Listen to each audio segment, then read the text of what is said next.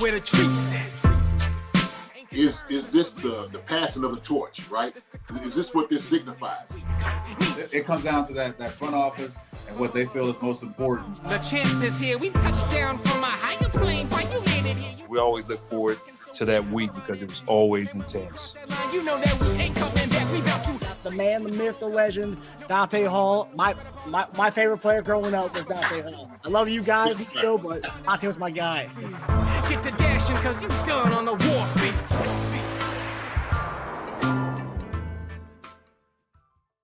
This episode of Chief Concerns is brought to you by betonline.ag. BetOnline is your number one source for all your sports betting needs this season. From baseball, golf, soccer, right to all the top fights in UFC, MMA, and boxing. Every stat, every matchup, and even live odds and spreads while the games are being played. When the game's over, head on over to our online casino and get in on a game of blackjack or poker, or unwind with one of our over 150 slot games. Head to the website today to get in on the action. Use promo code BELIEVE, that's BLEAV, for your 50% welcome bonus on your first deposit. Bet online, the game starts here. Hey everybody, welcome to another episode of Chief Concerns, your Monday morning tight end show on your Monday evening. I'm Marcus Dash. We are still waiting on our guy, JD, to get on tonight. I'm seeing some of the comments, and you guys are hilarious. JD, Marcus, get JD off the riding mower. Yeah, I believe JD is back from his trip in Mexico. So, as a vacation, get reacclimated to everything. You've been off for a week.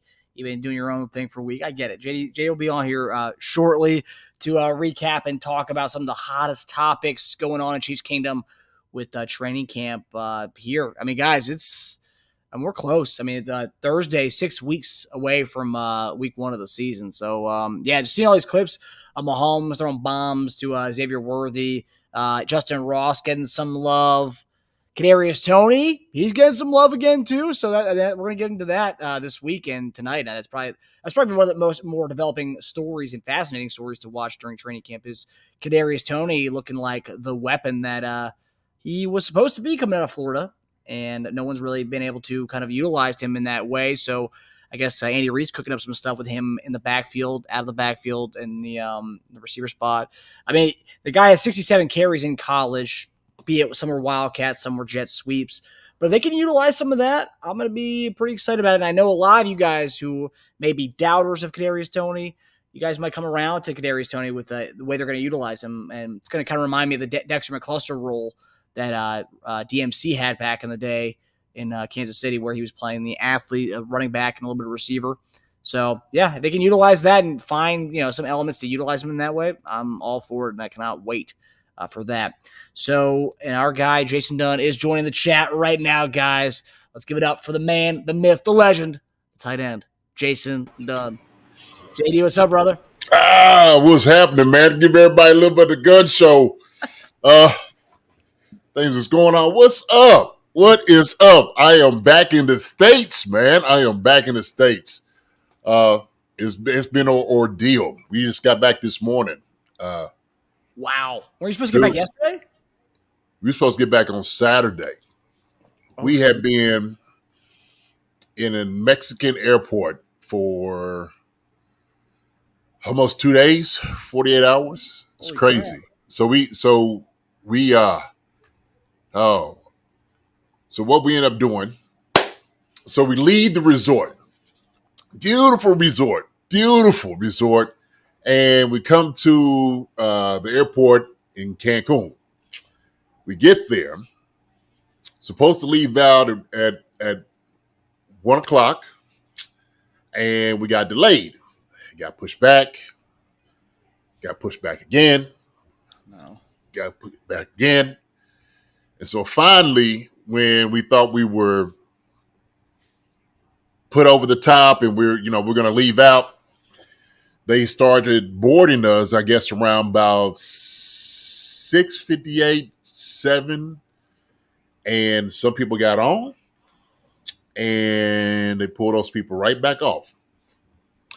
And they said, we have canceled this flight for tonight. What? No more flying out. You talking about being livid, like the amount of people that lost their minds. It's going crazy. Was just, I mean, that's an understatement.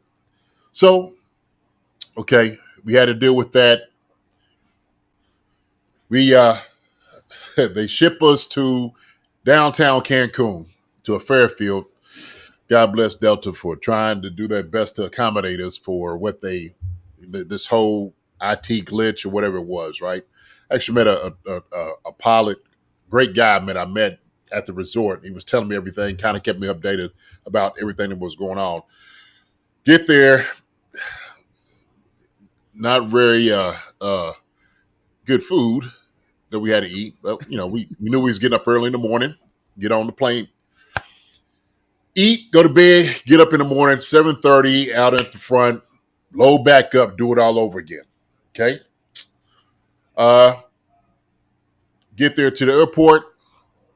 You get there, it's about ready time to leave. Delay. We get delayed again. While we're at the counter, there are people coming in. They can't fly out till Tuesday. Some people are stuck there till Thursday. Oh. And I'm telling the lady, I said, listen, this is what we did last night. Hopefully they got us out first thing in the morning. We're going to go ahead and make the flight. I'm sorry this happened to you all. This is kind of where we at. And so we get to the airport, go through, customs and everything, right? And another delay. Okay, fine. Did it already. Delayed again. Delayed one more time. And then finally comes to like, wait a minute. Okay. My sister-in-law, she does an amazing job. We kind of all go up there together in unison with some other people. It's your entire group. No one had already gone home yet. It was everybody together. Nobody. We all together. Yeah. Wow. They tell us, well, we're waiting on the crew to get here. So apparently they had pilots. They didn't have the crew. And of course, I guess through this entire thing, they've been trying to catch up with everybody. We had to get a crew all the way from Seattle to come in to fly us out. That's like when I'm telling you how crazy this whole thing is right now. It's absolutely ridiculous. I seen where, Pete Buttigieg was talking about like, you need to get your refund if they didn't get that. The most expensive airport, I think, in the world. There was like a liter of bottled water. Okay. $10. Right. While we're there, the entire airport shuts down, lights off, everything, just blacks out. Oh my God. Entire airport. And we're just like, I just know this didn't happen. So my wife, she's Puerto Rican, speaking to a lady. I said, please ask this lady if it's happened before. What's the problem? She's like, no. So she speaks to the lady. Lady says, yeah, it happens sometimes, happened once already, but it should come back in 20 minutes. Comes back on, right? All right, long story short, get up there. It's about 5:30. We've waited again. We've been there since 7:30 and picked us up. Get there at 8. We waited. We don't know if y'all gonna fly out again tonight. So I'm like, so we've been in the airport for 2 days. Oh my God. Okay. 2 days. And I'm thinking to myself, I could have been on the beach, kicking my feet up, got another massage, kicked it out there by the pool, been out there in the water. Like, just let us know. If that's going to be the case, so be it, right? So be it. This is the woes of this past weekend with this whole glitch that happened. Man. Okay. But it was horrible, but we made it home. So Marcus, we finally leave out somewhere around 7:30 something last night. We didn't get in until 10. Then we had to go through customs. We didn't get into, my brother's house until like 11:30, 12. And then we drove from Kentucky to Atlanta. We wanted to spend time with the family. So you went to Georgia. So you overnight you drove from Georgia to Kentucky. Yeah. So we drove back about 1 o'clock in the morning, 1:32, and got here 7:38. Wow. So good morning, everyone. It really is Monday morning tight end. Yes, it is. Yes, it is. But man, when I'm talking about a disaster, I mean, children and everybody, man, everybody was just miserable. There was no air going through the airport. Crazy. Man. But how y'all doing, everybody? Y'all just see what's going on with my the past couple of days. Other than that, the trip was magnificent. It was. I appreciate everybody joining us for a little bit of Chiefs concerns down there in Mexico. Yeah, Under Brown, listen, there's some people that's there still that won't be flying out till Thursday that found out yesterday that they won't be flying out. It's crazy. Wow. Yeah, and Lacey Snake said crews can only work some. Yeah, I agree with you. We understand the regulations of that, and we're very empathetic of those things happening. I think part of it is when you're kind of tagged along a little bit, like they're just pulling you along, like, hey, well, why delay us for 8 hours? Like, if it's going to be a problem, an issue, get all that situated. I get it. Look, these things do happen, but there should be at least a little bit better concession, transition for dealing with these things. So other than that, Rob Miller, good to see you. Lacey Snake, thank you so much. The crews, and like I said, I understand that. Zulu, Charles Driver, Donna Conqueror, thank you for being welcome me home. Ghost Hunter, yeah, man, crazy. Time to talk some camp, But JD had to tell me my whole thing. Zulu, what's going on now? Under Brown, look at that shiny skin on JD. Yes, sir. You got some of that right at the sun. He's glowing. Right at the sun, yeah. Charles Driver, JD back in the chair. Yes, I am. I'm here. Praise God for that. I am here. We are here, Marcus. We here. You made it. About time. Weird. So yeah. So that's enough of me running my mouth on my trip and everything. But I had to tell everybody my ordeal, my family's ordeal. Andre Chanel, there was probably 10 of us down there that had to deal with it. So damn. Yeah, I didn't know any of that. It was very, very surprising, man. Shoot. Well, guys, JD's coming on a show on probably like no sleep tonight after this whole ordeal in the airport. So let's enjoy what the man's got to say tonight. I'm chipper, baby. Let's go. Hey, look, it's football time, baby. I'm always surprised. Hey, I'm always elated about that. Believe me, I'm always energetic talking about football. Yes, sir. So, yes, sir. So obviously training camp began, JD, and we kind of talked about some of with the rookies being there last week. Now the vets are there. Yeah. And one of the big things from this, obviously we could talk about. I definitely want to get your thoughts on Kadarius Toney playing running back, a little bit of that, which I think is a great. It's a great thing. It's going to be a great storyline to follow and track throughout this preseason. The fact that he's going through running back drills as well as receiver individuals as well. But the big one is Justin Reid starting off on the NFI non-football injury list with a quad injury.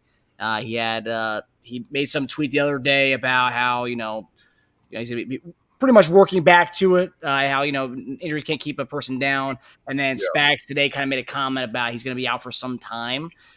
I think that's obviously, we talked about having a young secondary, by age, obviously not by how much these guys have played, but Reid is the veteran voice in the secondary, and not having him there for a certain amount of time could be pretty interesting. I mean, and the fact that it's a quad injury and it's NFI non-football injury related, I mean, how does that happen in the offseason, JD? And they're not really saying what it was. They're saying quad injury, NFI, going to be out for some time. I mean, you could tweak your quad anyway.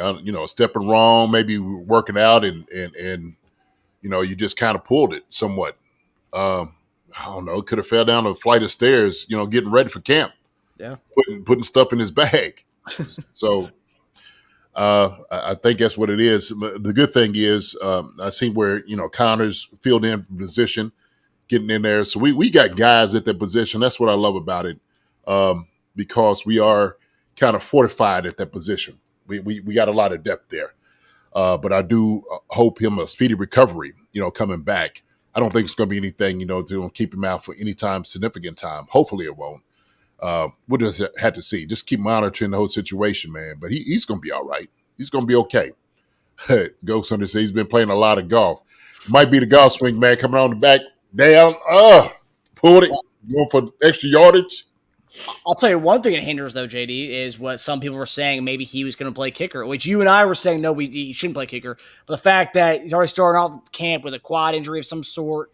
Yeah. And, I think kicker is I think we can rule out kicker for him as of right now. And I think LRC's got a higher chance of being a place kicker for us on kickoffs than Justin Reid, especially with this injury now. Yeah.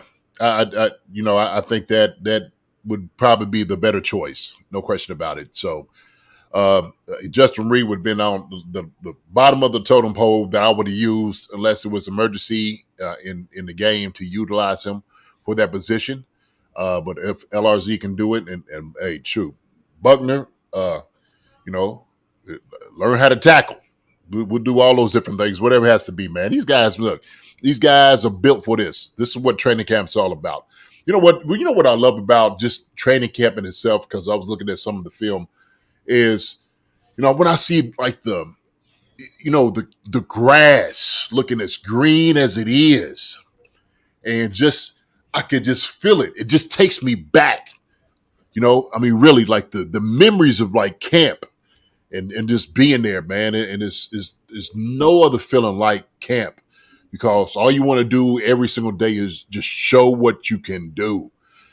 That's what it's all about, man. It's just showing out for the crowd that's there, but also too, just competing against your guys, all the guys coming back and whatnot, man. And this thing is officially started, Marcus. This thing is here, baby. Look, I was sitting there, I was watching a game when I was down, on vacation, watching England and Spain play. I guess it was playing for the European Cup. And I kept saying, hey, training camp starts for us next week. I can't wait, baby. The football is back. We are here. We are here officially. So the boys of summer, man. Let's go. Yeah, and we just got our schedule for Bleacher Report, our post-game preseason show. So I'm like, man, it's here. So we'll be giving you guys the guide of when we'll be on our post-game shows for Bleacher Report during the summertime for the preseason games. But yeah, it really is like it's coming, man. The first preseason games in a couple of weeks. But so with the Justin Reid thing, that's kind of scaring a lot of fans just because he is that veteran voice in the back half of the defense. And we have about $14 million to spend still. That's how much we have right now. And yeah. Rob Miller brings up – appreciate the contribution there, Rob. But he brings up a good point. You, Justin Simmons is still out there, JD. That badass safety from Denver is still out there. And that's someone – we talked about this. A lot of guys wait until there's injuries so they can go pick a spot they can go to. He knows the division really well. I mean, I think he's the leading interception getter against Patrick Mahomes all time. I mean, he's been waiting. He's still a younger guy. He could come back and Justin Reid, I believe there's a contract here for him as well. So it's like, okay, you bring in Justin Simmons, maybe he can kind of fill that void, depending on how serious the Justin Reid injury is. But the fact that he's starting off like this, and they're being very weird about kind of talking about the injury, I think that that spells something for him. But what do you think about the idea of going to get Justin Simmons with the amount of money we have, JD? What do I think? Hey, I think Justin Simmons is good wherever he's at right now. Okay, I think he's fine. I thought we draft a safety, Marcus? We did. I think we're good. I think we're good. Rob is a great point about it. I don't know what Justin Simmons. I don't know what he wants. I have no idea. But I do believe, unless it came down to it, where we would think he would lose some significant time. I don't know if you would necessarily pursue that. Ernest makes a great point. What's it going to cost? Right? What's it going to cost here? And so that's another who asked that question. Why are teams shying away from Simon? He seems like a pretty good safety. And so he's I don't know why they're shying away from him.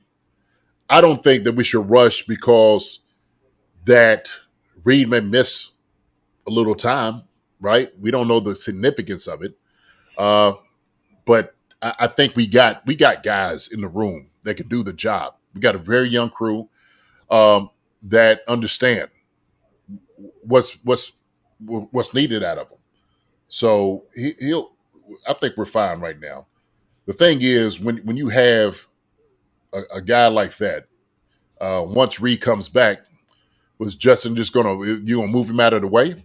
He's gonna cost you a whole lot of money. How's that gonna work? Right? You're gonna replace him with, with Cook, Connors, or if however you want to try to slice it, whatever you want to do with it. I think Spags has a little bit more trust in our younger guys to get those guys developed. And so that's the thing about it. Justin Reed's not in Alaska. He's going to be right there where he needs to be to learn everything, to verbalize to the guys what all they need to do. So as far as like everybody wants to go for these guys, he's not a necessity. He's not. He's not a necessity. That's why I don't feel like it's necessary to pursue him at all. So my only retort to that, I agree with you 100%. My only retort to that would be, so Brian Cook's coming off the ankle injury. Then you have Reid coming off with a quad injury. Jaden Hicks is a rookie. Jamari Connor, he got more playing time towards the end of the season. It would be quite an inexperienced group. I mean, Cook's back. He's healthy, but he is coming off that ankle injury, and then Reed's this quad injury. It seems like there's a lot of injuries in that room already. I mean, Cook's coming off that injury, so I'm not saying he is injured. He's coming off of it. So it's just kind of like there's a little bit of hesitancy there, which if they did go and get Justin Simmons, I don't know what he's asking for. I know we have about $14 million in cap space. If they did give him a 1-year, $7 million deal, I'd be okay with that. I mean, it wouldn't be. It'd be it's not a necessity because we do love Connor. We do like what we've seen so far from Hicks. He seems like a badass. And then Reid, they're saying it's. I mean, the way what Spags said, we don't see him coming back anytime soon. That's that's where it's like kind of scary in a way. It wasn't the exact quote, but it was something to the effect of. But that'd be my only thing with wanting to bring in Justin Simmons if it's a price like that, $6-7 million. So what was his exact quote then? You said it kind of close to. What did he say? I mean, because we could in our minds we can have our own perception what that means, right? So in camp, we could be thinking, well, look, we might be looking if we have 2 practices a day, however you slice it. We might have him back till next week, maybe where he's able to run. And so he may get ahead of the curve. And so we're saying $7 million, but maybe, maybe he doesn't want that. Maybe, shoot, you want to go somewhere else. So I don't know. Steve Spagnuolo says the Chiefs won't have Justin Reid, quote, for a little bit here. Yeah. We no need to move on it right now. My thing is, it's not a dire need at this moment. Okay, he could come in and he'll be able to adjust if he needs to. Let's just say, like, if the projection is that Reid won't be able to come back until okay, it's a little bit more extensive than what we expected it to be. Okay, and it put him behind 8 ball. We're talking about maybe preseason. We're thinking about it maybe first game. Now we're talking about that's a whole different conversation. It's a whole different conversation. So I don't know the extent of what these things mean. And I'm glad they're keeping it they're holding it close to their chest without people, because they're just, we'll start speculating, right? Oh my gosh, let's go get him. Let's go pick him up. Man, come on. Shoot, just had one in this first day of camp. The first day, ain't it? Well, I always find it funny when they do, because I guess you can look at it both ways. When they do keep it close to their vest, doesn't that indicate to me? For me, I don't know. Sometimes I would take that as it might be something serious, and they don't want anyone to know about how serious it is, and they're keeping it close to their vest a little bit here. Like NFI, just kind of shady quad injuries, got some wrap around his quad. It's like, well, how serious are we talking here? And you're not really saying much on it. That's where I'm like, ooh, it might be worse than what they're kind of letting off right now. That's how I take that when they speak. They don't say much. Nah, it's speculation, man. They throwing it out there for everybody to hear. Hey, man, look, Justin Reed's a little banged up. He may be out for a while. We don't quite know. And so have other teams like, oh, they got somebody that's hurt. So Justin Reed might be in the back, sprinting already. Don't know. Have no clue. Cook, he moved around pretty well today from what I've been seeing. And so when I'm watching him do his steps, all those guys are guys that they'll be fine. Okay, Trent McDuffie was a rookie last year, so we can rely on our young guys. We have a young we have a young secondary. Okay, so we have a young secondary. I don't have any issue with what we have or what we've done. So we'll just see. I'm sorry. This This is year 3. This is year 3. year 3 for McDuffie, right? But still a young secondary. Okay, Yeah. That's what it is. And so these guys that we have, we come in. These guys are ballers. We got them for a reason. Okay, we scouted these guys out perfectly for something that we knew we wanted to do scheme wise. So Ernest, perfect chance to give the kids some reps. This is exactly what happens for camp. When a veteran goes out, you want to see how a guy responds. Okay, let's throw you in immediately right now. Let's see what happens. And so we've been seeing that. But this is what camp is all about. It is. It's all about those things. So. Yeah, and right now, just talking about the secondary, just sticking with that. Joshua Williams had a rough day yesterday. Came back out today and dominated. I think he had a few interceptions when they went to team.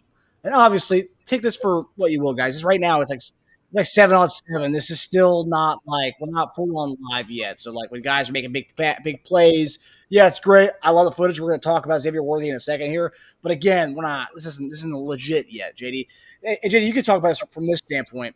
Before you guys got the shells on and everything on, were there some guys who came out and dominated during this period and then you never heard from them again after the first few days? You're like, oh man, like hell yeah, he's looking good. And then once the shoulder pads came on, you never saw that guy again. You never heard that guy's name ever again.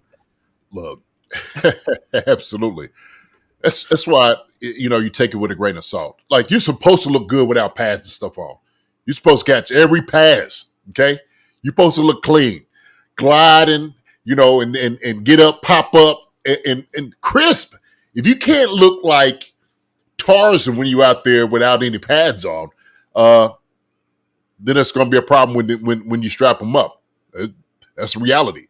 So I don't care how fast you look, how quick you look, how good your hands are, but you have your pads off. You're supposed to catch everything. You're supposed to be fast, without the pads on. You're supposed to look more, flying fluid with your hips. That's what it's all about.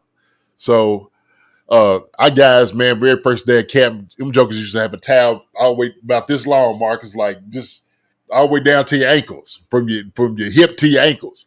And it'd just be flying and flapping in the air, just trying to make it look faster. But, hey, man, when you strap up at chin strap, that's a whole different dynamic. Because now people going to hit you in the mouth. Now, this is physicality on physicality. How you going to be able to deal with it? And I know we'll probably talk about Xavier Worthy a little bit, getting into it. I see a couple routes, and some of the routes I looked at, hey, man, this is the NFL. They will knock you off your route, okay? There's some things that guys got to be, get better at. And so I know one of the catches he called a corner route, and I think it was like a little short to me when I'm just looking at it. This is me doing my evaluation. If you keep it high, shoot, that's probably a better position to get for a touchdown. But those things, I don't want to be too critical either. First day of camp, first day. So guys are learning. This is a whole learning process. This is why you have training camp to begin with. So we'll just have to see, man. We'll just have to see. Yeah.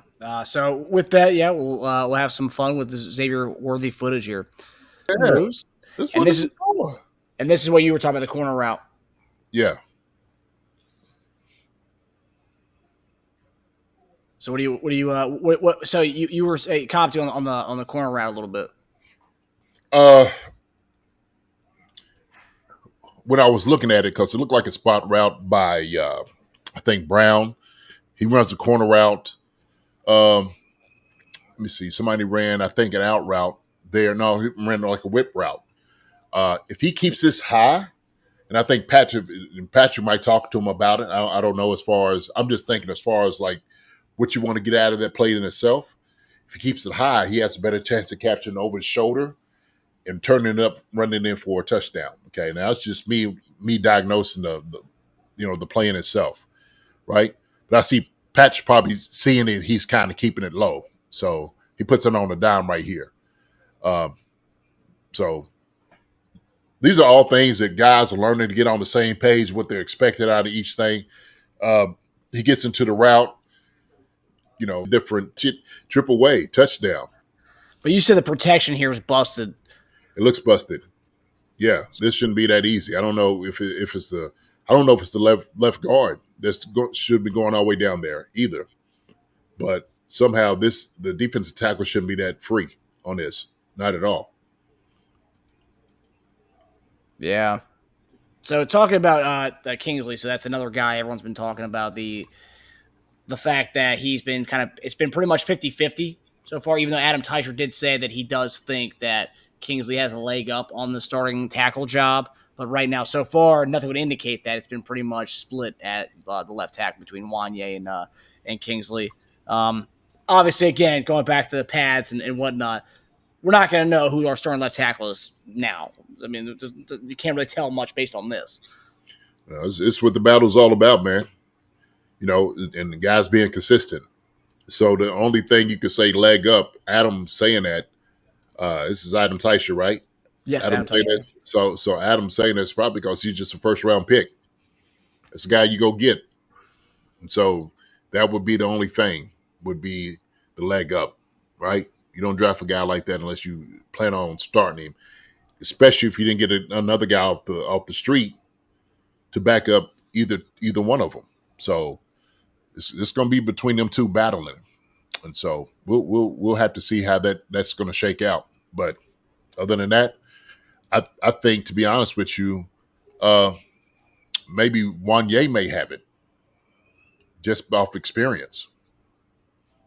So let me ask you this. I'm just curious because you coached and you played obviously at the highest levels, but Wanye and Kingsley, they both look the same. There's really not much difference between the two of them, right? Both of them. Are you starting the guy who just had more experience in game over the other guy because he's a rookie, or are you saying, hey, he's a rookie, let him take his lumps right out the gate and start him at the left tackle spot? No, it had to be off skill set. It has to be off consistency. So I say, well, look, okay, Wanye was here last year. When you come in, and I like they're doing 50-50. So I think that's how you had to approach it.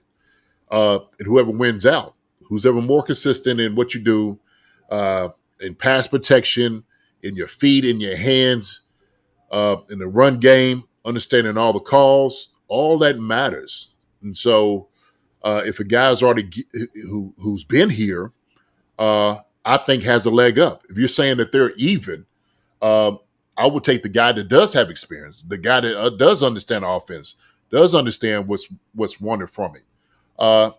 And if he's doing that, he's like, okay, we'll put Wanye in.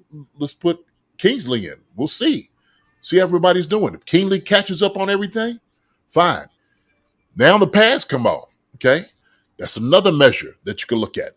And so you go from those details. But as far as for me, I would go in and say, well, look, this is in my mind. I would have to say Kingsley, hey, he's a starter. My mind, as a coach, the guy that's got experience, who's been here, hey, jump in. I need to see you. Okay? Kingsley, you jump in. Let's see what you can do. But the guy right here, you got to show me that this guy is better than you. You got to show me that. So Wanye Morris is a third-round pick, isn't he? Yeah. So he's a hell of a tackle. Okay? We understand that. He's a hell of an athlete. He looked good last year, and then he looked bad. And so it remains to be seen when Kingsley has the same opportunity, what it's going to look like. So this is part of what the competition goes into the camp, right? So G-Pick said, no thanks, Wanye. Well, Wanye might have to be the guy, G-Pick. He might have to be the guy. It all depends on how Kingsley looks. So I tell you what, if Wanye looks better at protecting the best quarterback in football, thank you very much, Wanye. Yeah. That's how I had to go. So I don't care if you're a first round pick. If you're not getting it and you're not looking good, you still look like you need some development. This ain't the time to, say, hey, well, let's try and see. Now, well, I mean, obviously we can't, but then, you get there and say, well, he's not quite there yet, even though Wanya might have played better. But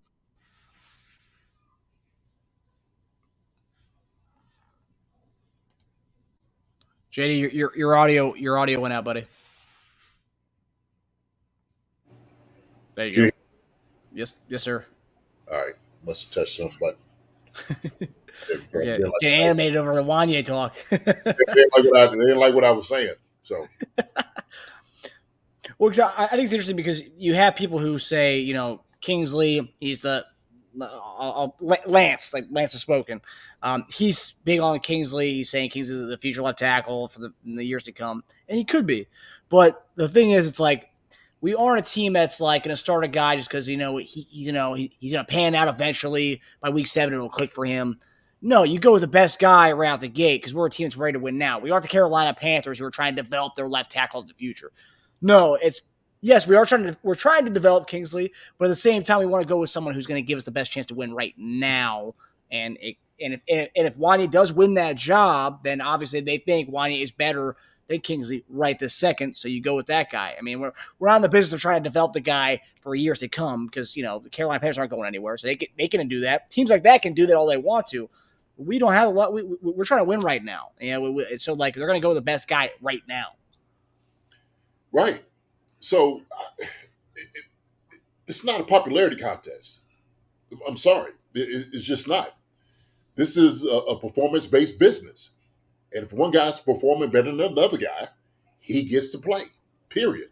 And so I know G-Pick is sitting there saying, and G-Pick, I get it. And in your assessment, you say, I like Kingsley at left tackle. He just seems to have a more aggressive attitude. I don't know where you get it from college because they hadn't played a snap in the NFL yet. So you can be aggressive. Wanya was aggressive last year. When he came in, that sucker was hitting people. And I love his aggressive attitude. Now, they softened him up a little bit when he went against with the Raiders. Yeah. They softened him up. Oh, yeah. And so you got to realize there's going to be softening up of Kingsley too. That's the thing. So yeah, I want them. I agree with you 100%. G-Pick, 100%. I agree with you. Right. I want the most physical left tackle we have as a starter too. But it's more than just physicality. Okay. I need a guy with good feet, a good understanding, high football IQ, good hands, a little finesse. I need all of that in one package. I can care less how physical you are. Okay. You got to have the whole package here to start to make sure that we are protecting Patrick Mahomes, pure and simple, and Isaiah Pacheco and all those other guys are going to be running behind you. That's what it's all about. And so they understand that. Yeah. But no, we on the same page, babe. We on the same page. I know we on the same page. And look, I mean, to your point, I mean, Kingsley can look physical and the most aggressive guy ever against teams like Sam Houston State or Southern Utah. I'm looking at the schedule. Some of the out-of-conference teams were Sam Houston's of the world, Southern Utah. I mean, yeah. Those guys, they're not playing in the NFL. I'm sure some of them are, but like for the most part, the guys who's going against in those games and some of the other teams they play too, and even in the Big 12. Those guys aren't playing in the NFL, and they certainly aren't starting for the reigning champs, the back-to-back squad. So it's like, we can't really assess this until we see this live and in play. Because Ernest is asking about his feet. JD, what do you think about his feet, Kingsley's feet? I think he has pretty decent feet. That's what has come out on it. I'm gonna have to come up. I had to see it myself where his feet are. Get a little bit more of the video. I haven't quite seen a whole lot of the video of his feet and hitting with pads and stuff on. That's a true indicator. Because sometimes we can be aggressive. You can get over your toes. You can overextend yourself. While you try to get pancakes, you try to get movement. And it's all about hip and everything's got to go at the same time and motion. And then that's what those things are all about. So, as a offensive line coach, when I coach my guys up, it's all about balance. Okay. I got to see power from the inside when you're taking your steps. And so sometimes when the guy is overly aggressive, he's easily off balance, and that's why guys get killed. So you just got to watch it. I think Kingsley is an athletic guy. That's what I love about him because he is athletic, from what I did see. But now, like we're talking about now, he's in the NFL. It's a whole different indication. This is a whole different world that he's dealing with right now. So we'll just have to see. Technique, baby. Yes, sir. I just meant, yeah, no, you're right, Ernest. Yeah, it's all about, the footwork is very important, dealing with power. So I just know, like, sometimes guys are overly aggressive, then that's what ends up happening. You throw these guys, they're easy off balance. I mean, you move them. Defensive ends. I'm looking at somebody, and I'm talking about you got to go and block somebody like Max Crosby, right? Bosa, TJ Watt. We're talking, these are the guys we're talking about in the NFL that he has to go block. And so, like you said, what did you say? Southern Utah or something, Marcus? So they played against Sam Houston, and they played against Southern Utah last year. BYU did. Yeah, who might be taking political science, trying to, which is fine. I'm just, And I'll tell you what, they had a dogfight with Sam Houston. Said they only beat Sam Houston 14-0, and that was at home. So I mean, like, I don't know what the Sam Houston DN was doing to him that game, but 14-0 against Sam Houston. Yeah. I'm not knocking Sam Houston. I'm just saying it's a different level of play when you're talking Sam Houston versus BYU. Yeah, and not saying he's capable. Shoot, obviously he's capable. First round pick. So second round. Second, Some people thought he was going to be a first round pick. I thought he was going to be a first round pick. Obviously, second round pick. We got him. So we'll have to see. We'll have to see, man. This is these are one of the battles we were talking about, Marcus. It's one of the fundamental battles that we were talking about here. Yeah. It's that's gonna be one that we'll be able to tell more. We won't be able to tell more until the pads come on and actually see the. I mean, right now it's just all about seeing our guys back out on the field. As of right now, I feel like that's what the beginning of training camp is. Like everyone's back out there. You're seeing who's injured and who's not injured essentially right now. But I failed to mention this when we were talking about Xavier Worthy. Xavier Worthy had the whole hamstring thing. Mahomes talked about not easing him in. Looked great yesterday, obviously with those videos we saw, but out today with an illness. It's like, and I'm not knocking him. He probably, he's sick. I'm not knocking that. It's just, there are some skeptics out there. It's like, whoa, like, all right, so this guy's got a nagging hamstring injury he's had for the last 3 months, and now he's out of school. The second day of school, he's already missing class with an illness. No, look. Okay, let's taper all our criticisms. All right. For camp just starting, we need to understand, look, these things happen. There's going to be a whole lot of things that happen in camp, okay? Sometimes it's going to keep guys out. If the guy's not feeling good, and I heard the CH he'd been a little sick. He was under the weather, I think. Yeah.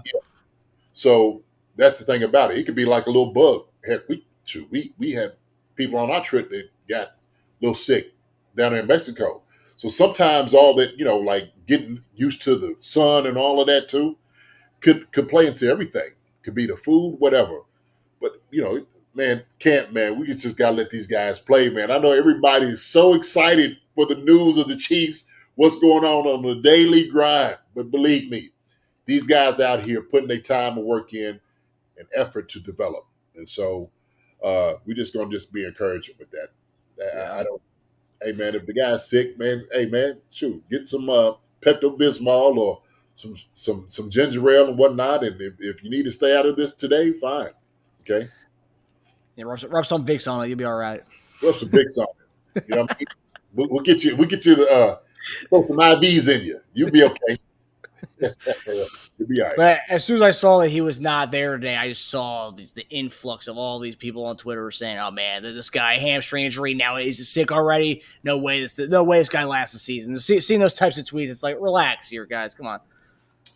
This will get tiring real fast. Okay, for every little thing that comes on, the guy with a hangnail or something like that, and people are like, "Oh my God, what's worried about the guy?" Look, just let the guys handle it. Okay, and the guys that's out there, shoot, let's talk about those dudes. And hey, we'll, hope for and pray for a speedy recovery and comeback. So, we'll see. Yeah, and obviously he's running with the ones right out the gate. Justin Ross is also running with the ones. I'm sure that's going to be a storyline we'll look at going forward. But yeah, Xavier Worthy, obviously with the highlight, the catches that we saw in the beginning of the show.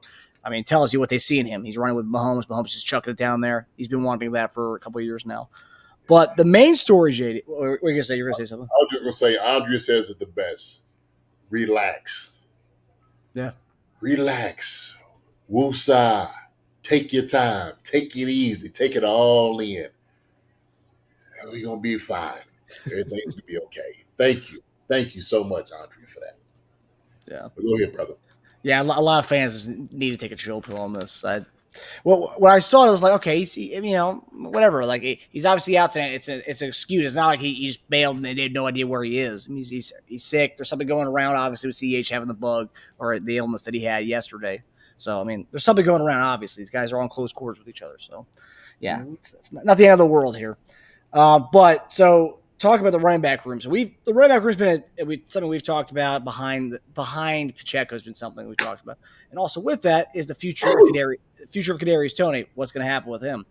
So yesterday, or Monday, Kadarius Toney was seen with the running back doing some running back drills with the running back individuals, and then later on he was seen with the receivers. So it seems like he's getting a lot of snaps at running back or some looks at running back as well as receiver. You go back to Kadarius Toney's days at Florida, he was utilized all over the place. He had 67 college carries. Now those carries can be deceiving. It's not always lined up as a tailback. Jet sweeps, those are considered carries, to those of you who don't know that. But he was also Wildcat quarterback, so he was taking direct snaps, running the ball. He was also in the backfield getting some handoffs as well. So Kadarius Toney, he's done this before. That's just kind of what made him a dynamic guy at college and being the first-round pick for the Giants. And now it seems like Chiefs, kind of maybe at a loss to how to use him, maybe use him properly now. Maybe they want to use him like this gadget role, this kind of guy who can play out, in the backfield, in the slot, move him all over the place, like kind of like a gadget guy. And JD, when you saw that, because I saw that, I was like, oh my gosh, like they actually might use him like a Percy Harvin kind of guy who also went to Florida, also utilized all over the field in Minnesota.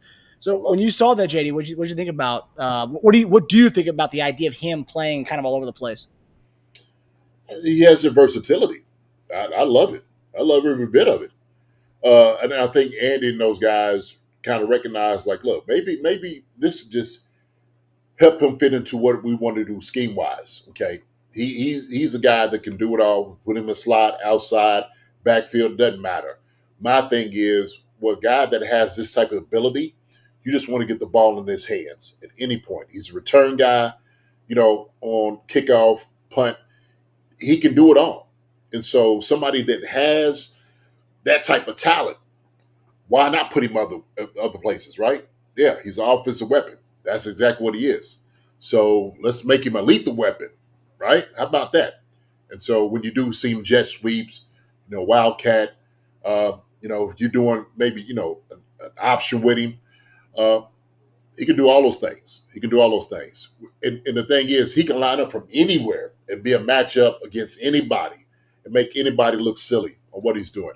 And so I think this might actually, re-energize how he feels with the team. He's like, hey, man, use me, coach. Hey, I did this in college. They know what this man can do. So, yeah, I love every bit of it. I do. And it just shows me right now that this is what, like, thinking outside the box with Andy and Matt, this is what they're doing. Okay. They're doing these different things with different guys. But of course, Kadarius Toney, because he's just not your, typical weapon that you have, right? He's not your typical receiver. He's a do-it-all guy. So why not give him that? He said if he can keep his head on straight. This might be the change that he needs, to keep his head on straight, right? So, yeah, get as creative as possible, though. But I do love at least the thought process of getting a very athletic guy the football in his hands. So, well, it also goes to it, and kind of what you said, JD. It's a guy who may have had some troubles with the receiver being a every down receiver kind of guy, which we were trying to make him last year. We saw the drops. We saw the kind of maybe he got maybe and that happens sometimes where it becomes like kind of a thing where it's like you have confidence issues at that point. Like, man, I keep dropping the ball, and it's like I'm being played at something I've never really been like my whole career. I've been kind of a guy who was getting the ball any way I could, where it's direct snaps, handoffs, jet sweeps, quick screens. That's all I was kind of doing before in college, at least. That's what, it was maybe such a weapon. They just gave me the ball and let me do my thing. And I was watching some of these Florida highlights where him just kind of they getting him the ball right away. I mean, he's an electric guy. And you talk about having, some kind of somewhat differences with maybe the coaching staff last year, how he was utilized. Maybe he talked to Andy and said, hey, like, I want to be utilized in this way, and I think I could be best suited in this way. And Andy's probably cooking stuff up, having him play doing RB indies and receiver indies. Maybe they can actually work together on a role that actually fits him and can fit the team. Yeah. When you're talking about the type of guys that you have already a wide receiver, okay, and you're creating a spot for him on the things you can do offensively. I think this is probably one of the greatest offenses he could possibly be in, right? Like you said, from what he did when he was at Florida. And so, like you said, getting the ball in his hand immediately, that's where he's dangerous. That's where he's dangerous. That's why. So I know people talk about Kadarius Toney has good hands. It's not like he doesn't have good hands. He has good hands. He had that one bounce, and everybody's still talking about the one that, they bounced and he got an interception off of, right? Yeah, that one. And also when you start the season out, yes, he was injured week 1, but the Lions drops that one. I think that's what stung him the most, JD, because you start off the season like that, and that kind of carried over where that like the Kansas City radio didn't let him forget it. Newspapers didn't let him forget it. Obviously, the millions of Chiefs Twitter accounts didn't let him forget that. But yeah, the one you're talking about, the Patriots one, is what you're talking about. Yeah, I have no issue with his hands whatsoever or his ability. I think everybody's question is where he is mentally with everything, right? Is he bought in? I think this is somewhere like Andy and those guys could put their arms around him and say, hey, look, you know what? We can utilize you a lot of different ways. And there's no reason why we shouldn't do so. So, hey, Kadarius, we're going to put you back here for this play right here. When we decide to run this play, KT, come back here, at this position, right? Whether it be, the king or the, whatever formation you want to call it. But for God, he lights up hearing things like that. Anytime I'm thinking about you in an offense to utilize you, man, you got to be bought in. I don't know anybody that was like, I don't want to get the ball. I don't care what it is. They just want to keep me here. Hey, if I'm going to a guy and I want you to get ball, and if I'm telling you right now that the team is relying on you, we're sitting there saying we're making plays up for you. It'd be a hard thing for a guy not to sell that to, that he's going to be a part of what you're trying to do to win a championship. I think you're doing the best way to handle Kadarius Toney is to tell him, like, you are part of what we try to do. You are in our plans. So this is perfect for me. I think it's Andy's approach. You don't leave a guy like that behind, right? Let the media and everybody else be critical of all the things that you're doing. For myself as a coach and as your teammate, I'm gonna tell you, we need you. We need you to win. We need you for this 3-peat. Okay, and so why not get him on your side, the side that he needs to be on, to be your ally, right? Everybody else is trying to alienate him and get him out of here, and all he needs to be cut, and good body. No. That's not what it's all about. And so he's been here. We got him here for a reason. We took him from the Giants for a reason, Marcus.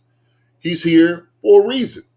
So Ernest Crumpleton, a package of 5 to 10 touches a game. At least 5. I like that. 5 to 10, be perfect, man. Ernest, I love how you think. It's true. I love how you think.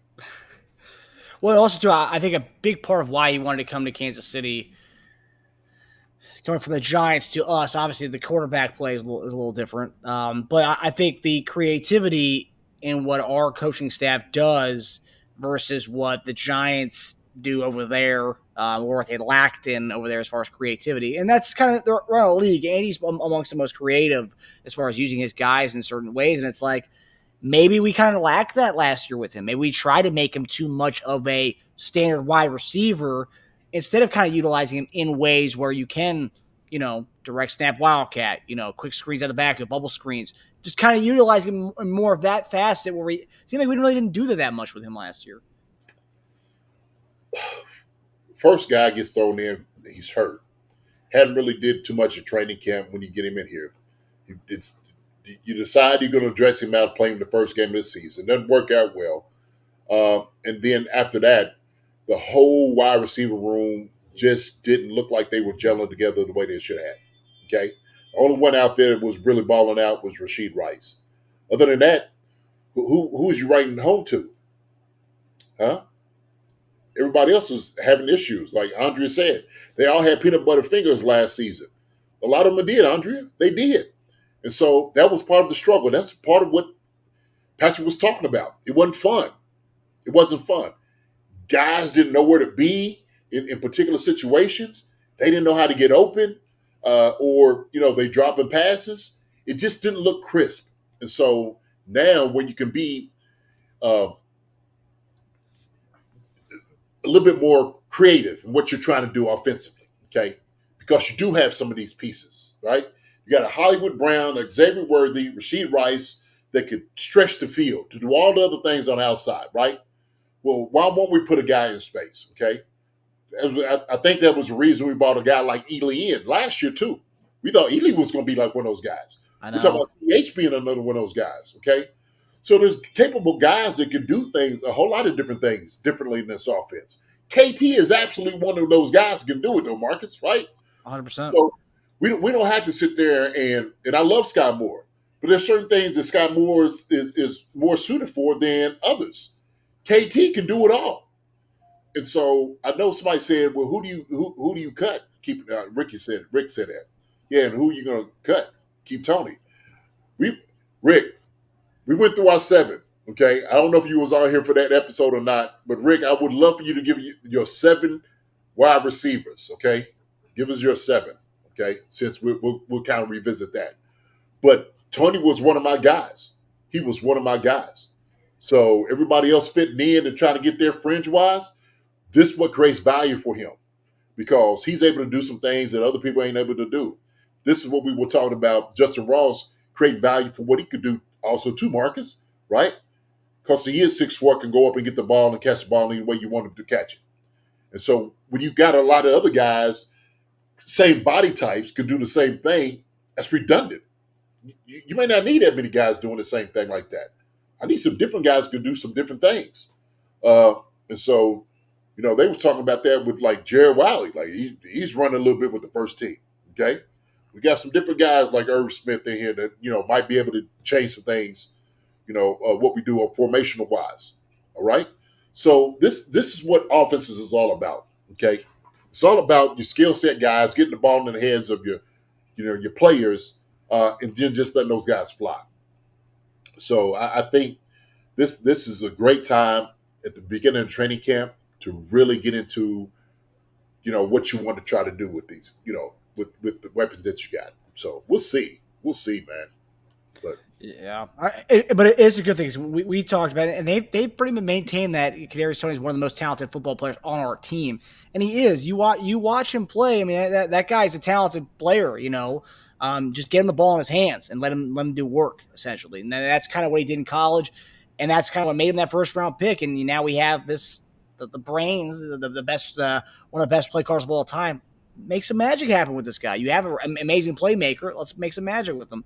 And quite frankly, and that's the thing with this offense now, with Xavier Worthy, with Hollywood Brown, with Rashee Rice in the second year, with Jared Wiley, with all the weapons we have, Kelsey, you don't really need – he doesn't need your focal point anymore. And that's a beautiful thing because you can have kind of like dial up some home run hitting plays with him if you want to. I mean, so there's many ways you can utilize him. And that's what you and I talked about when a lot of people were saying to get rid of him. No, he is like an ultimate chess piece that you can have. You can utilize him in different ways, and that's what he is. Absolutely. Absolutely. So why get rid of, your knight or your rook. One of those pieces that at the end of the game starts to come in and starts knocking off a lot of those pieces off the board, right? If you want to be strategic against these defenses, and so no, I love the thought process here. I really do. I love it. And there's one thing I wanted to mention, JD, because we talked about utilizing our players in the right way. So McCole Hardman, who we also brought back, he actually made a comment about why he came back to Kansas City, and pretty much what we're talking about right now with Kadarius Toney. But he said he had a few options of other teams, but it just made more sense to come back. I'm more comfortable with being here my whole career. I know the system. I know the coaches. Coach Reid has a good way of putting me on the field and using me in certain situations, so I'm excited. So that's a guy who's kind of felt comfortable with the role that he utilized in Kansas City, the way Andy Reid uses him. And you know what, JD, you can speak to this. Maybe there's some Hardman and KT conversations like, hey man, like he's going to try to utilize you in certain situations and play ball, I don't know. I mean, players talk to each other all the time, and especially certain guys who are very similar in their roles and the way they're used. Yeah. And why not have that? If somebody gets hurt, this guy comes in, he can still do all the things you need to do. And so let's say you just develop a package, okay? In this package, let's say 25 plays. Out of the 25 plays, there's 3 guys on the offense that can do those 25 plays, okay? Better than everybody else, right? Go Hardman, Kadarius Toney, and let's just say, I don't know, CEH, okay? If you want to utilize him, because I know you've been talking about how we utilized him, how we utilized in college.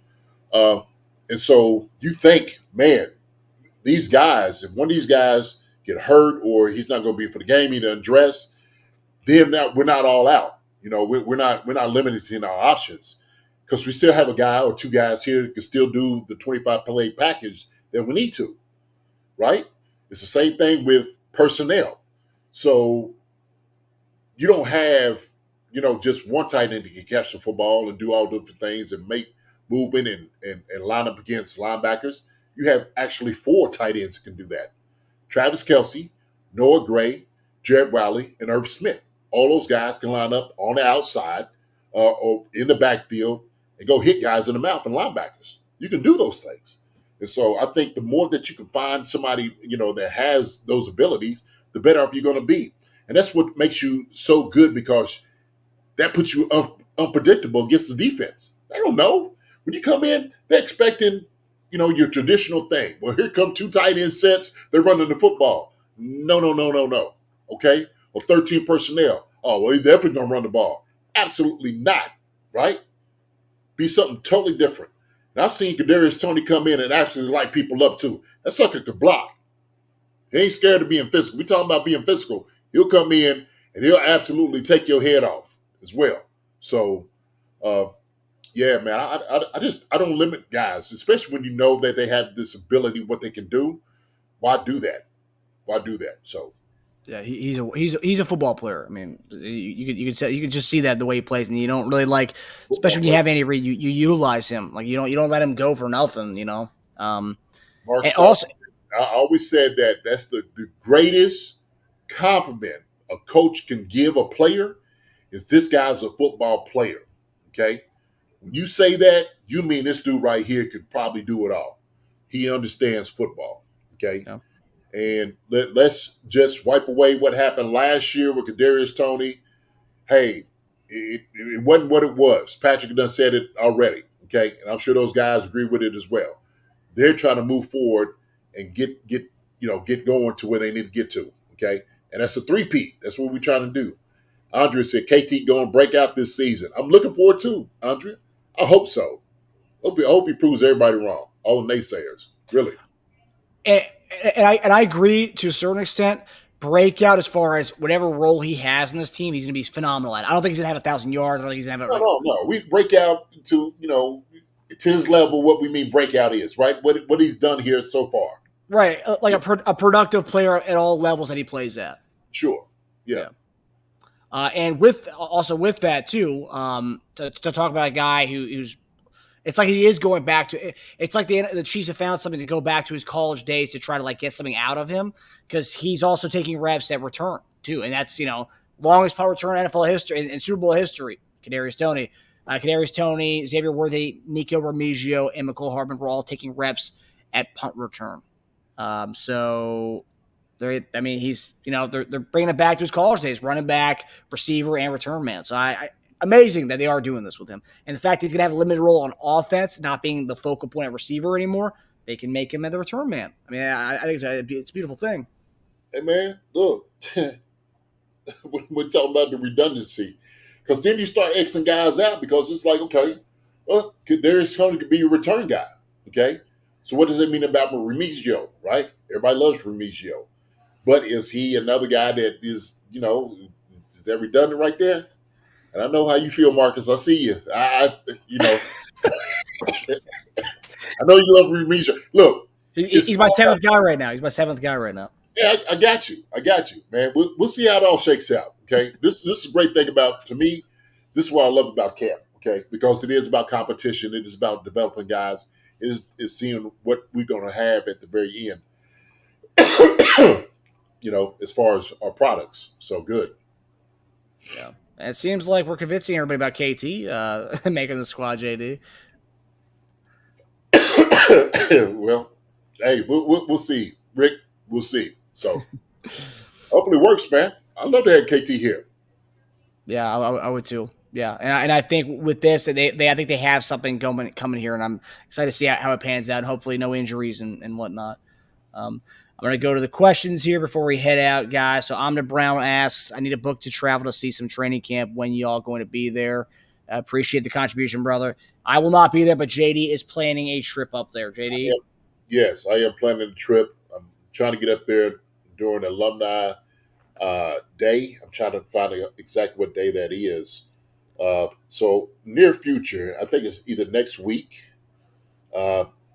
and working on some other things, though, too. But I will let everybody know when I will be at camp, when I will be in Kansas City, because I said it before. Look, I want to catch up with some of y'all people anyway. A little burger or maybe doing a show at my boy's place, right? Turo's Pizza, our Joe Perez, his establishment, having a nice little pizza, if you want to sip on a brew or a nice cider or whatever, or Pepsi, you can do those things too. And so sit back and talk some football. We had a great time. We asked some other podcasters to come out, man, and they had a blast. It was great to meet some of these other people that was out here, the people that do some of the work, and we had a really, really good time, fun time. So yeah, I heard a lot of good things about that.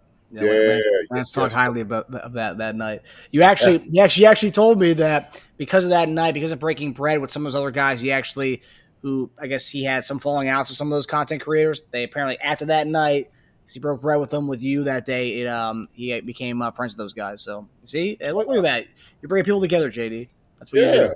Hey man, that's what it's all about. If you out here and you spitting fire with each other on podcasts, what are you doing with yourself? Right? Come on now.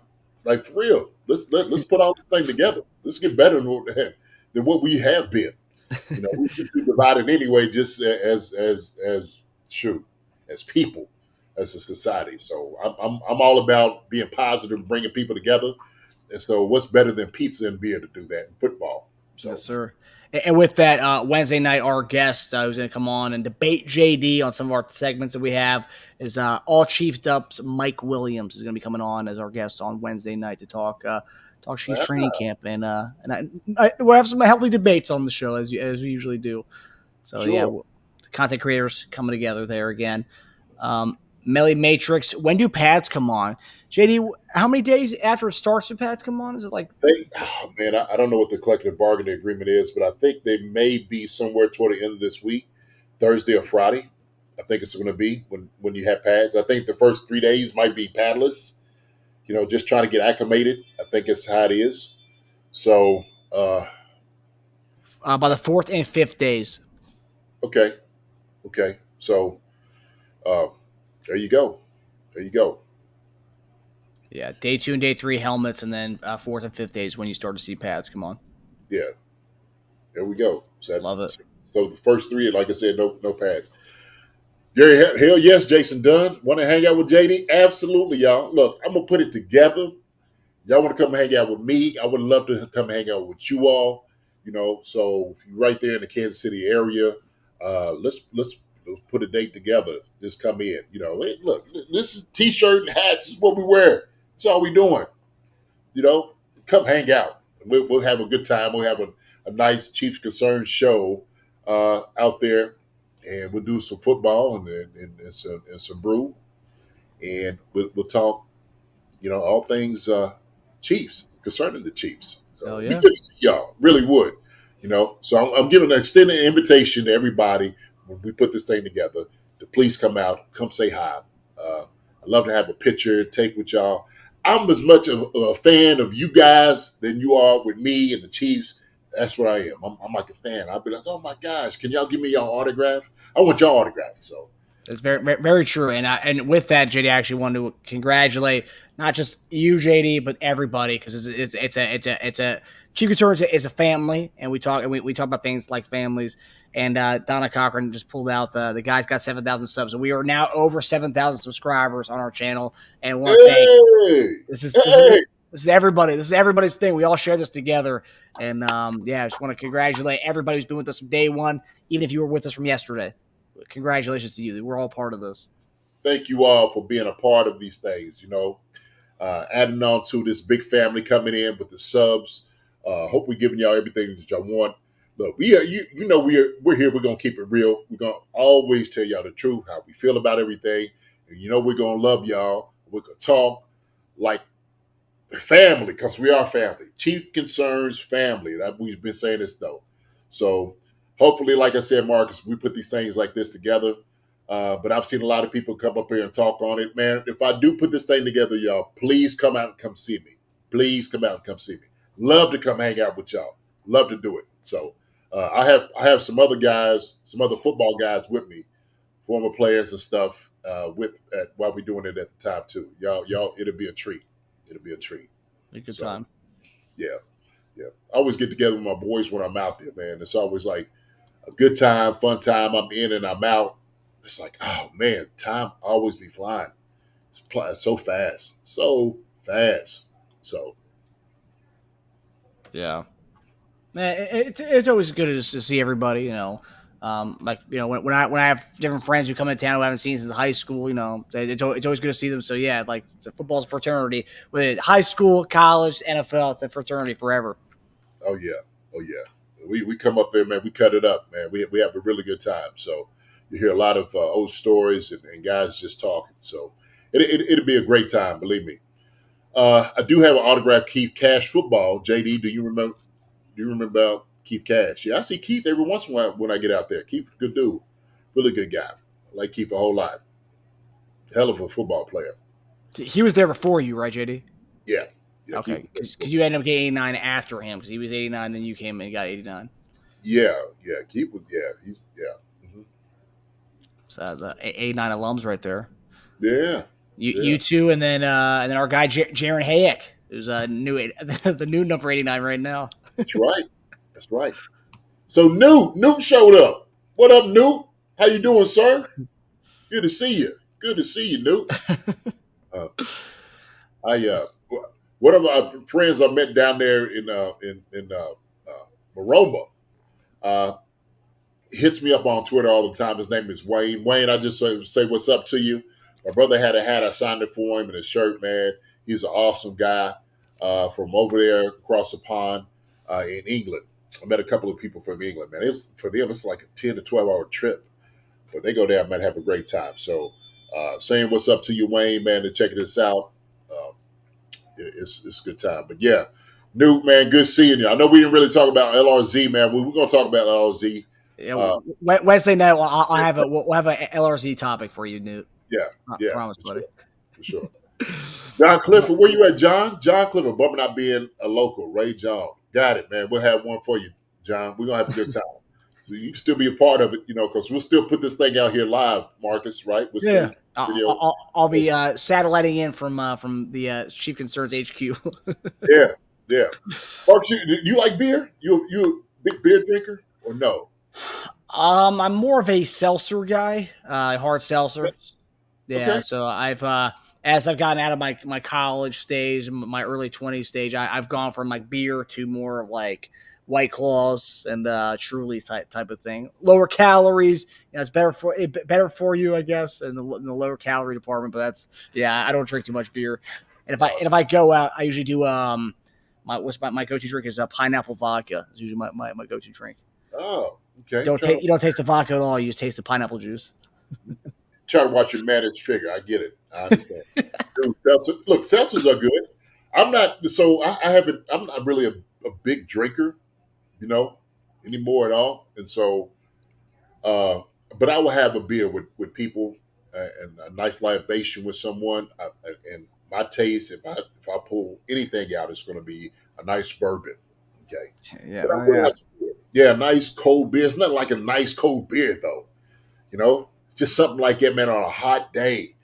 Matter of fact, I had a beer in the airport when we were waiting that whole ordeal. I told you, I was like, man, go get us a beer. This is like a beer time for something like this. Definitely, it was definitely a beer time for sure. Definitely a beer time. So, and to the people in the chat, okay, I see sissy drinks. I see your comments here. hey, y'all, I will drink a beer if I there's no other options. I'll drink a nice pilsner, a nice light beer. I'll drink a nice pilsner. There you go. Wonderful. I'm sure Newt and all the people across the pond would like that. Oh yeah. All right, fellas, and ladies and gentlemen, we hope you guys enjoy the show. It's great having JD back from Mexico. I know it took him a while to get back, but he got back finally in one piece. It was a great episode, and we'll see you guys Wednesday night with our guest from All Chiefed Up, Mike Williams. JD, love you, brother. My brother, love you too. Stuart Salzman, my man. Good seeing you, Stu. Thank you for welcoming me back. Charles Driver, good seeing you. About time. Donna Cochran, Ernest Crunkleton, Wendy, YB Negative, Newt Rockney, Randy Conley, let me see, Lacey Snake, John Clifford, Gary Holland, Normal Average Guy. Who else we see? About time. Trying to think who else. Andrea, always good seeing you. Melly Matrix, you too. Let's see who else we got. Just kind of holler at you. Rick Henderson, good holler at you, man. Always good seeing you too, Rick. Pono, seen you snuck in here, man. Good seeing you. I know we didn't get to your question, but you always give us good stuff. And to everybody else, man, if I missed your name, hey, look, I love you. Nothing personal. The personal thing is that JD loves you. You know that. So Kansas City, hey, Chiefs Concerns is what we do. Marcus, my brother, love you. I'm going to go here and I'm going to give me some food. I'm going to give me some sleep, much needed rest. Yes, sir. Because I hear my wife in there snoring. I was just looking at her because I was ready to do the show. I was like, she's just enjoying her slumber right now. Enjoying it. Yeah. So go get some shut eye, brother. You definitely deserve it, man. Y'all be good. Nice seeing y'all. God bless. We'll see y'all on Wednesday night. Okay. Love you, everybody. Have a good night, everyone. See you Wednesday. Love you, brother. Love you. Hi, everybody. Thanks for watching. Subscribe here to get the latest from the show. Also, be sure to check out the best clips from Chief Concerns. And if you prefer to listen to the show, subscribe and follow us on Apple Podcasts, Spotify, and anywhere else you get your podcasts.